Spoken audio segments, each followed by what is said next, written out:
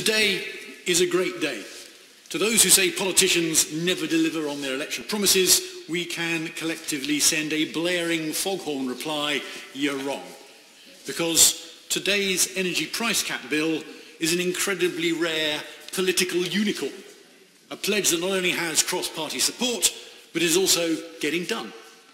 And as the organiser of the cross-party letter, which in the end gathered an exceptional and unprecedented 213 MP signatures, I want to thank my co-conveners, the MPs for Don Valley and North Ayr and Arran, for their help.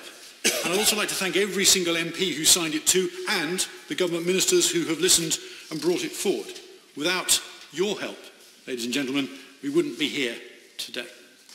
And the Secretary of State has already ably described the problem. A two-tier market where millions of customers are penalised for being loyal.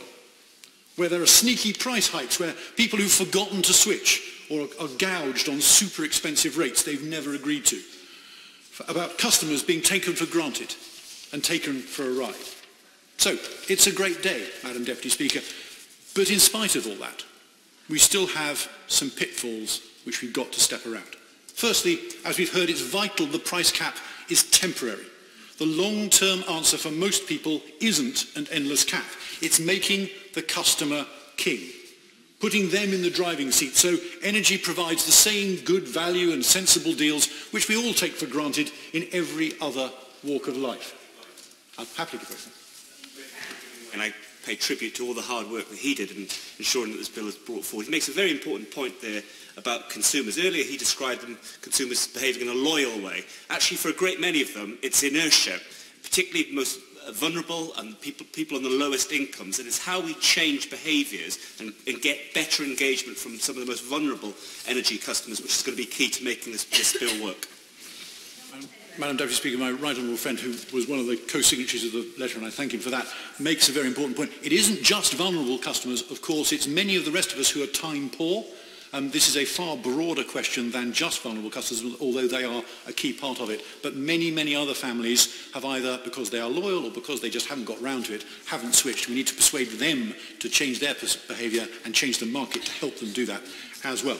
Because choosing your supplier should be no more complicated than changing your brand of coffee or cornflakes. The big six should have to work a lot harder to attract and keep our business than they do at the moment. And to be fair, as we've heard, and as I think my right honourable friend was alluding to be fair, the regulator Ofgem has made a start. We have more than 50 new competing firms scrambling to take business off the big six. Smart meters are coming. Switching is slowly getting simpler, quicker, easier and less scary. So, the bill says, rightly, the price cap should die after a couple of years, and quite right too. But what about the other details? Price caps, as we've heard, are dangerous things, fiendishly difficult to get right. They drive suppliers away if the price is set too low. They gouge customers if it's set too high. So how do we design a cap which doesn't make things worse rather than better? Well, the bill says the price will be set by an all-knowing committee of Ofgem regulators every 6 months. But the international price of energy moves around every day, and while I'm sure Ofgem is full of clever and well-intentioned people, no one is that clever.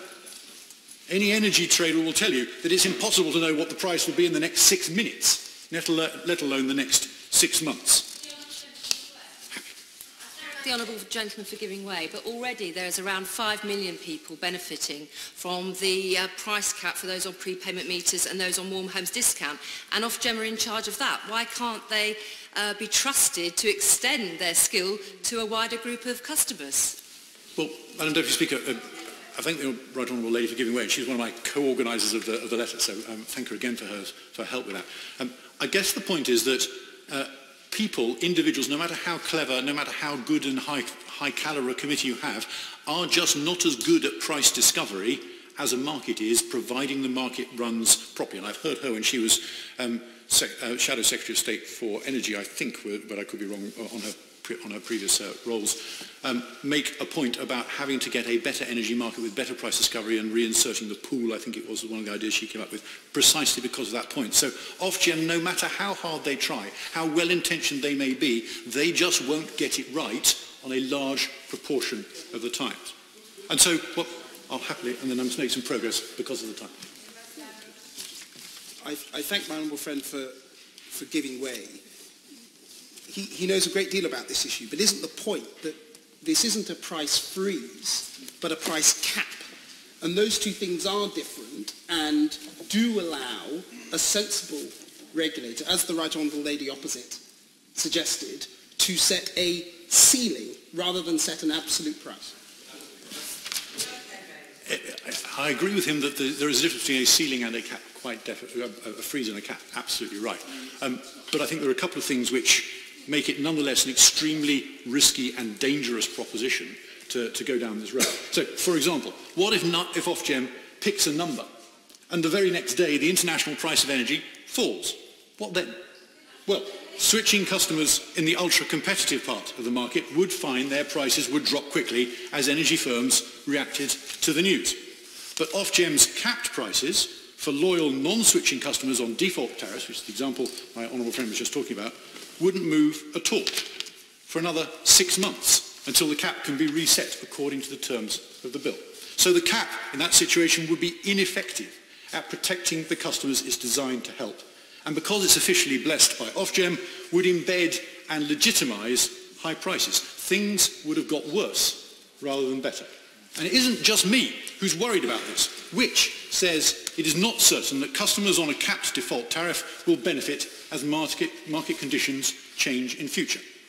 Both which, and I'll happily give...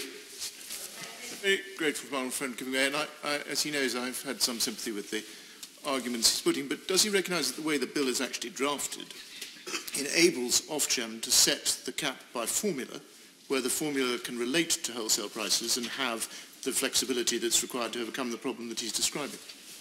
Well, Madam Deputy Speaker, I wish that I shared my right honourable friend's confidence in Ofgem, because all the discussion so far from ministers, from the guidance around the bill, from indeed people inside Ofgem, is not what he's described. What they are talking about is an absolute cap where they sit in a room and they come up with a number and it stays that way, and then they reset it after 6 months, and that's the way the bill is drafted.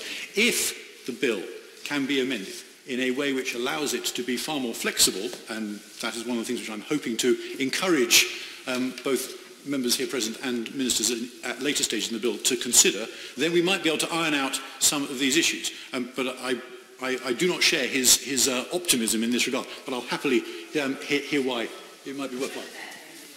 But if he looks at clause 2.1b, it seems to me perfectly clear on the face of the bill as drafted that Ofgem has to set out how the cap is to be calculated, which positively points them in the direction of a formulaic rather than an absolute position. But as my right honourable friend will know, it also says elsewhere, particularly in the guidance and in many of the other pieces around this, that we are looking at an absolute cap. And the word absolute is used quite repeatedly, and it's been used to me repeatedly in conversations with ministers as well. So if we can remove those other points as well, so that they are not going to push us in the direction which I worry about, then I think many people here will be a great deal more reassured. I mean, we will have to come back to this at the point of report. I will give way one more time, and then I will have to make some progress because the Deputy Speaker is catching. I'm very grateful to him, and I certainly won't press the point beyond this, but doesn't he need to distinguish between absolute, which means not relative, i.e. not relative to other tariffs, and formulaic and flexible, which the drafting certainly does allow, as opposed to a point which is set by a committee for 6 months? Madam Deputy Speaker, this is something we will need to come back to, but I would suggest that is something which would be tremendously helpful if Ofgem perhaps would come up with some clarifications around, because it might reassure me and others. So far I have heard nothing to reassure me in that direction. In fact, quite the opposite. But as I was saying, it isn't just me who's worried about this. Both Which and U-Switch worry it will mean cheaper fixed deals will be withdrawn from the market. Leading challenger energy firms like Octopus, Utilita, Utility Warehouse, Ebico, Good Energy are all worried that Ofgem's price-fixing efforts will inevitably get it wrong. And the lawyers and the lobbyists for the Big Six are licking their lips at the prospect of all those fat fees from legal challenges and persuasive lunches. It's no coincidence they're already demanding the bill should allow expensive and time-consuming appeals to the CMA whenever Ofgem's committee sets a price. if all these people think the bill's details create problems, what's the alternative? What needs to change? The thing to remember is that the default tariff prices are just a symptom of a much deeper underlying problem. The moral flaw at the heart of this market, the thing that sticks in your throat, is the markup which loyal customers are charged compared to competitive switching deals. The enormous, unjustified, sneaky price hike the big six hit you with without your consent just because you're loyal or simply too busy to switch. Well, that's the unfairness, the burning injustice, the thing that drives customers, our constituents, to write to each and every one of us demanding this must change. So if the problem is the markup between the competitive deals and the default tariffs, why does the bill only address half the problem, the price of the default tariffs, rather than the gap between the two? If we're really serious about solving the problem, why not cap the gap instead? A cap which creates a maximum markup would deal directly with this moral underlying problem, the cause of the rip-off, rather than only half of it. It would mean default tariffs would have to move in tandem with the ultra-competitive, consumer-friendly part of the market. People who took the trouble to switch would still get the best deals, but customers who forgot or didn't want to would get protection too. Capping the gap is future-proof as well. If the international price of energy fell suddenly, as we were discussing earlier, it wouldn't just be the competitive switching deals which would get cheaper, the price of cap tariffs would fall through and you wouldn't have to wait for 6 months for Ofgem's all-knowing committee to meet and change it. So, Madam Deputy Speaker, capping the gap wouldn't dilute or derail the all-important underlying market changes which are going to make energy feel competitive and normal either. Customers would still have plenty of incentives to start switching. And that is why this bill and its introduction is a great day. That's why I meant it when I said it, because this bill is important even though it is only temporary. It will save millions of customers hundreds of pounds on an essential product. And while it isn't perfect, and it could be better, it is nonetheless a very important step. So for the moment, for the principle of the thing, for the second reading debate today, let's just celebrate the fact it's here at all and support it when it comes.